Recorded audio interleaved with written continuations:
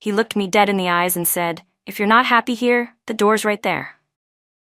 What he didn't know was that I had already found the key to burn the whole place down. 7 years. That's how long I gave to that company. 7 years of late nights, skipped vacations, and weekends blurred into spreadsheets and strategy decks. I wasn't just a name on the org chart, I was the heart of our content strategy, the brain behind our most profitable campaigns.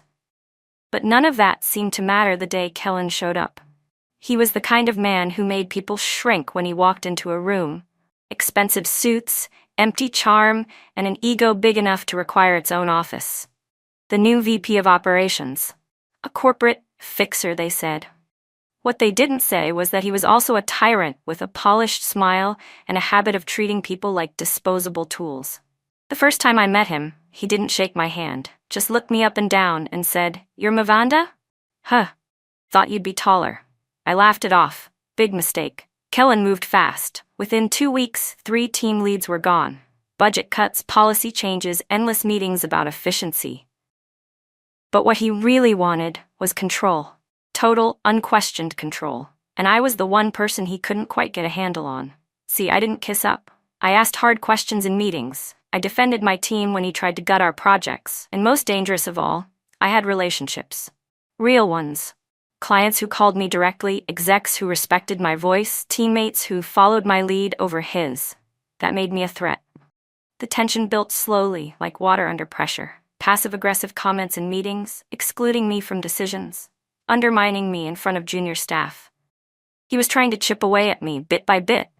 But I stayed, not because I was scared to leave, but because I was watching, calculating, waiting. The silence after I closed that door was louder than anything Kellen had said. I didn't slam it, I didn't throw a tantrum, I simply walked out.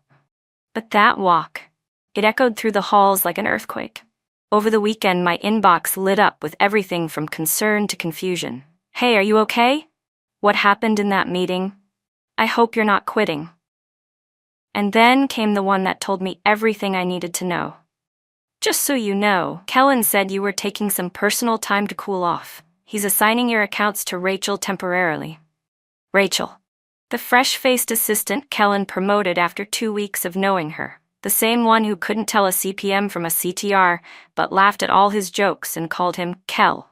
I didn't respond. Not yet. Monday morning, I walked into the office like nothing had happened. Not for long-term drama. Just long enough to observe. Kellen avoided eye contact. Rachel had already moved into my desk. My access to the campaign dashboard? Revoked. My calendar? Cleared. No meetings. No responsibilities. No one said it out loud, but I had been quietly erased. And still no official word. No meeting with HR. No email from Kellen. Just silence. Like they were waiting for me to give up, to slink away quietly. But I don't slink. Instead, I sat down in the back conference room with my personal laptop and watched them play their game. Kellen strutted past the glass walls like he'd won. Rachel gave me awkward little half-smiles, like she felt bad but not bad enough to stop taking credit for my work. I stayed there all week, made it my temporary office. Each day, someone else stopped by. A coworker, a client contact, even a member of the exec team. "Are you leaving? Do you need help? What really happened in there?" I told them the truth, calmly, clearly. No drama, just facts. And in doing so, I did something Kellen never could. I made people think. That Friday, Kellen called me into his office. Finally, he leaned back in his chair, all faux confidence and crocodile charm. "Look, Mavanda, you've had a good run here, but things are changing. Maybe it's time you moved on." I just looked at him and said, "You're right. I have had a good run, but I don't move on. I move forward." I handed him my resignation letter, stood up and walked out, for real this time. But this time, I didn't walk away with nothing. I walked out with a plan. And when I came back, they wouldn't see it coming. When I left the building that day, I didn't cry. I didn't scream. I didn't even look back. But in my head, I wasn't walking out. I was drawing the blueprint for Kellen's downfall. Let them think I was defeated. Let them believe they'd won. That was the best part of all this. They had no idea what I still held in my hands. You see, while Kellen had been busy playing power games and cutting budgets, I had been building something real. Something he couldn't touch. Years ago, I spearheaded the development of a proprietary content performance tool we called PulseTrack. It analyzed engagement patterns across platforms, optimized timing, tone, and distribution strategy.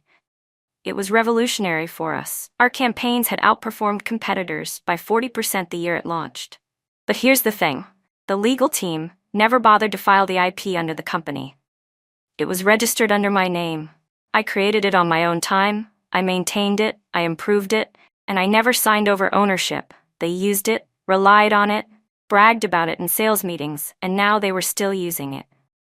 Without me. That was their first mistake. The second mistake was underestimating how many allies I still had. Quiet ones. People who hadn't forgotten how I carried the team through brutal deadlines, how I pulled off million-dollar campaigns while others coasted.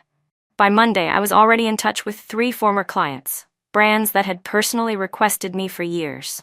When they heard I'd left, they weren't pleased. Wait, you're available now?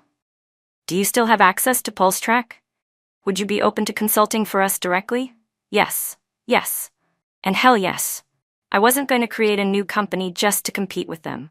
That would have been too obvious. Too slow. No, I was going to pull the rug out from under them, one client at a time. By Friday, I had set up a clean LLC, designed a brand, and built a landing page for my consulting services. Simple, sleek, targeted directly at the same type of clients my old company served.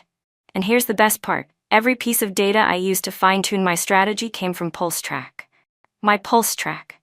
A tool they were still using illegally. I gave them 1 week. 1 week of silence. 1 week to come to their senses. 1 week to realize they couldn't run my system without me. They didn't. Instead, Kellen doubled down. I heard from someone inside that he'd told the board I had no claim to anything, that I'd stormed off like a child, and that my exit was the best thing to happen to the company in years. It was like watching someone set their own house on fire, and then blame the wind. So, I made my first move. I sent a cease and desist letter to their legal department. Formal, precise. It outlined the ownership of PulseTrack, the patent filings, and the licensing terms they had never honored. I gave them 72 hours to shut down their use of the system or face a lawsuit. No response. Instead, they stripped my name from every project I'd ever worked on. Deleted mentions of me on the company site. One brave intern even replaced my photo in an internal slide deck with a stock image of some blonde woman in a pantsuit. So that's how they wanted to play. Fine. That weekend, I recorded a private walkthrough of PulseTrack's inner workings, showing how it had been designed, how the company had used it without license, and how their current use violated multiple clauses in the Software Copyright Act. I uploaded the video to a secure link, watermarked with timestamps. Then I shared it with 2 people. A journalist I trusted at Digital Insider Weekly, who'd once interviewed me on emerging analytics tech. A former investor in the company who had recently pulled out when Kellen took over. The journalist messaged me back within hours. Holy hell, this is huge. I want to run this. Can you go on record? Not yet, I told her. Soon. The investor didn't reply, but the next morning I got word from someone inside. An emergency board meeting had been scheduled for Monday. Suddenly, Kellen wasn't smiling so much anymore, but we were just getting started. The cease and desist letter was sent at 9:02 a.m. sharp. It was professional, calm, precise. It outlined exactly how PulseTrack, my proprietary system, had been registered under my name, how the company had continued using it after my departure, and how they had no legal license to do so. I gave them 72 hours to respond before I filed a formal lawsuit. Then I waited. At first I expected panic, a call from legal, a frantic message from the board, even just a passive-aggressive reply from Kellen. But instead, there was nothing. Just silence. Until on the 3rd day, I received an email. Cold. Legal. Dismissive. After internal review, we find no evidence of intellectual property infringement. This matter is considered resolved. We wish you the best in your future endeavors. It was a calculated slap in the face. No apology, no explanation. Just arrogance wrapped in corporate language. I sat in my apartment, rereading that sentence over and over. I could feel the fury building in my chest, but I didn't let it show. Not yet. They wanted me to lash out, to look irrational. That's what men like Kellen counted on, a woman who finally loses it, so they could dismiss everything else she'd said. Instead, I poured myself a glass of water. Then I opened my laptop. It was time to escalate. I sent everything to a journalist I trusted, someone who'd interviewed me years ago when PulseTrack first launched. Along with the code comparisons, I included my patents, the original design notes, and Jenna's evidence. The email thread where Kellen instructed his team to recreate my work. The Zoom call clip where he laughed and said, "She walked away. No one's going to dig into it." The journalist didn't even wait 24 hours. The next morning, her article hit Digital Insider Weekly with the headline, "Ex-employee accuses media firm of IP theft, and she brought receipts." It spread like wildfire. Screenshots, snippets of code, internal memos, my name trended across LinkedIn, Reddit, Twitter. Colleagues messaged me privately, expressing shock and support. Some even began resharing the article, saying they'd always known something was off. But not everyone was on my side. The trolls came fast. "She's just bitter. If she really owned it, why wait this long?" Another emotional meltdown over nothing. And worse, Kellen responded. He posted a polished statement on his LinkedIn page. "In times of success, people will try to tear you down. We stand by our work and the amazing team who helped build it. Integrity always wins." The post racked up hundreds of likes in hours. His followers called him graceful, stoic, a real leader. And just like that, the story began to slip away. The media moved on. The backlash started to feel louder than the facts. I found myself wondering, had I miscalculated? Had I lost? One night, I sat alone in my apartment, staring at the whiteboard where my strategy was laid out. I had the truth, the proof, the power. But still, it felt like nothing had changed. Until I got a message. No name, just a number. One line. "I used to work for them. I have something you need to see." Attached, screenshots of invoices, emails, and devlogs. They had paid a third-party developer to clone PulseTrack months before I left. Jenna wasn't the only one. They had built a shadow project under a different name, hoping to pass it off as their own from the start. My hands trembled slightly as I opened each file. Kellen hadn't just lied. He'd planned the theft long before I ever challenged him in that conference room. I took a deep breath. They wanted to play dirty. They were about to learn what it really meant to be outmaneuvered. Because I wasn't falling apart. I was just getting into position. Then came that meeting. A Friday afternoon, all hands. Kellen on stage, spouting off another hollow vision for the company. I raised a hand, questioned a new policy that would kill one of our most successful campaigns. His jaw tightened. He didn't like that. He didn't answer my question. He didn't even look at the slides. He just stared straight at me and said, "If you're not happy here, the door's right there." Silence. Everyone turned toward me, waiting to see if I'd shrink or stand. I smiled, stood up, picked up my notebook, and walked out of the room without saying a word. But what Kellen didn't realize was that I wasn't walking away. I was just stepping back long enough to aim. The conference hall was buzzing with anticipation. The NYC Creators Conference was the biggest annual gathering in our industry, an event where ideas were born, reputations were made, and occasionally, masks were ripped off. I had been booked months ago to speak on the topic of innovation through ethics. Ironically poetic, considering what I was about to do. The night before, I barely slept. I rehearsed my speech a dozen times, refining every slide, every word, every pause. But I also prepared for something else. The possibility that this would blow up in my face, that no one would care, that I'd be dismissed, again, as emotional, overreacting, bitter. But when I arrived at the venue that morning, something in the air felt different. The chatter was sharper, the looks were curious. Word had already spread that I was going to address the PulseTrack scandal publicly for the first time. I was the last speaker before lunch. The room was packed. Not just with tech professionals, but media reps, investors, even a few corporate board members I recognized. And there, sitting in the back row like a shadow in a suit, was Kellen. He wasn't scheduled to speak. He wasn't even listed as an attendee. But he was here. He wanted to see how far I'd go. The host introduced me, reading my bio as if nothing had happened. I walked on stage to polite applause. My heart was pounding, but my face stayed still.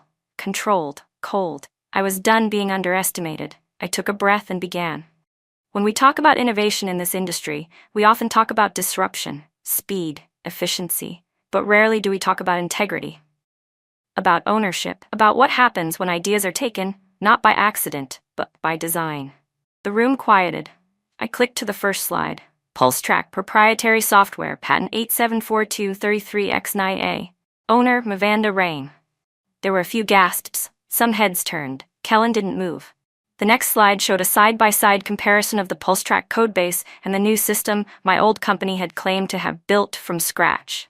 Line by line, identical structures, identical language. Then came the emails, screenshots forwarded by Jenna, internal communications discussing recreating Mavanda's system, acknowledging her IP claim is a problem, and joking about how she walked away, so it's fair game. I paused for a moment. Then I played the recording. We just need something close enough to what she had. No one's going to dig into it. She walked away. Kellen's voice. Clear, arrogant, unmistakable. The audience froze. Some whispered. Some stared at their phones, no doubt already tweeting. A woman in the second row covered her mouth. I scanned the crowd. Kellen was no longer in his seat. I continued, my voice even. I left that company with nothing but my dignity and a system I had created from the ground up. I gave them a chance to make it right. They chose instead to erase me. But you can't erase code, you can't erase patents, and you damn sure can't erase the truth. Thunderous applause erupted. This time, it wasn't polite. It was visceral. After I left the stage, everything moved fast. The clip of my speech hit social media before I even made it to the green room. Within an hour, it was trending on LinkedIn, Twitter, and Reddit. Industry influencers reposted it with captions like, "This is what corporate accountability looks like." She didn't just burn the bridge, she built a better one. By the afternoon, Forbes Tech ran a feature. Whistleblower exposes corporate theft, VP implicated in PulseTrack scandal. Major outlets followed. Wired, Fast Company, even TechCrunch. The emails, the code, the recording, undeniable. Kellen wasn't just unethical, he was reckless. But it didn't stop there. An anonymous source from the company leaked internal Slack messages showing how Kellen had intentionally pushed out employees who questioned his decisions. He called one woman too emotional to lead, another dead weight. One of those women had been with the company for over a decade. The board couldn't ignore it any longer. 2 days later, a press release hit the wire. Kellen Reese has been terminated effective immediately. The company is launching an internal review and has entered into a licensing agreement with the original developer of PulseTrack. My name was included in the final paragraph, not as a footnote, as a force. That same day, my inbox exploded. Former clients wanted to work with me. Former colleagues wanted to join me. University programs asked if I'd come speak to their students about ethics and innovation. And then, a notification from LinkedIn. A connection request. From Kellen. No message, just the request. I stared at it for a full minute, then closed the app. He would not get the satisfaction of a response. But I wasn't angry, I wasn't even proud, I was focused. Because this wasn't about revenge anymore. This was about reclaiming space. About reminding every woman, every underestimated, overworked, overlooked professional that silence is not the only option. Sometimes walking away isn't surrender. Sometimes it's strategy. And when you come back, you don't knock on the door again. You blow the whole damn building wide open. Kellen's fall was not sudden. It was slow, public, and exquisitely painful. In the days following my conference speech, the headlines didn't stop. What began as an expose on IP theft snowballed into a larger conversation about toxic leadership, abuse of power, and systemic erasure of women's contributions in tech. Former employees began speaking up, on LinkedIn, on podcasts, in anonymous Twitter threads. They told stories of Kellen's manipulation, how he'd taken credit for others' work, pushed out team leads under the guise of streamlining, and created a culture of fear masked by corporate jargon. One post from a former junior strategist hit over 1 million views in 2 days. He once told me, "You're smart, but not leadership smart." I believed him, until now. Thank you, Mavanda. By the end of the week, 3 major clients had severed ties with the company, citing ethics concerns and reputational risk. Their PR team scrambled, but every statement they released was instantly dissected and mocked. And then came the final blow. Jenna, with legal backing, filed an official whistleblower complaint, alleging that Kellen not only ordered her to clone PulseTrack, but pressured her to delete files and retroactively sign NDAs to cover it up. She had emails, timestamps, even a voicemail he left her saying, "Just make it disappear. No one needs to know." The board had no choice. Within 24 hours, Kellen was terminated, effective immediately. The company issued a short statement, citing serious breaches of conduct. No apology, no mention of me by name, but I didn't need it. I didn't need their recognition, because I had something better. Clarity. I had walked away from that company with nothing but the truth, and now the truth had burned down their lies, one by one. And while Kellen's career smoldered, mine quietly took root. I wasn't interested in fanfare or revenge parades. I didn't go on a media tour. I declined interviews. I didn't even share the Forbes article where they called me the woman who rewrote the rules. Instead, I built. With Jenna at my side, I launched a consultancy, small, sharp, and values-driven. We named it Signal Ethics because everything we did came down to one thing: sending the right signal.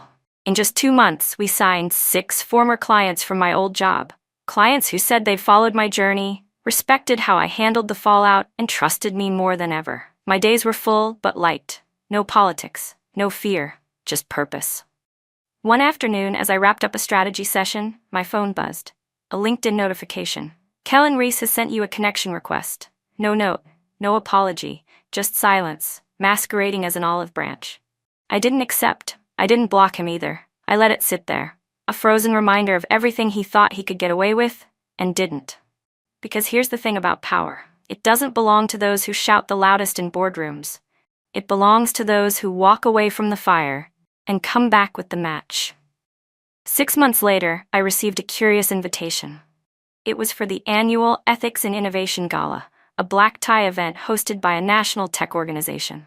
A celebration of integrity, transparency, and leadership in the digital age. I almost deleted it out of habit. But then I saw the subject line, "You've been nominated for the Rising Integrity Award." I blinked. I hadn't even known there was such an award, and I certainly hadn't campaigned for one. But someone had submitted my name, and somehow, the story had traveled far beyond the tech circles I used to occupy. I accepted the invitation, not out of vanity, but out of quiet defiance. 6 months ago, I'd been erased. Now I was being called to the stage. The night of the gala, I wore a simple black dress, no designer label, no PR handler, just me, standing tall. Jenna came with me, of course. She wore a white pantsuit and the calm confidence of someone who had finally stepped into her power. The ballroom was filled with industry leaders, journalists, policymakers, founders, and yet, when they announced my name, the applause wasn't just polite.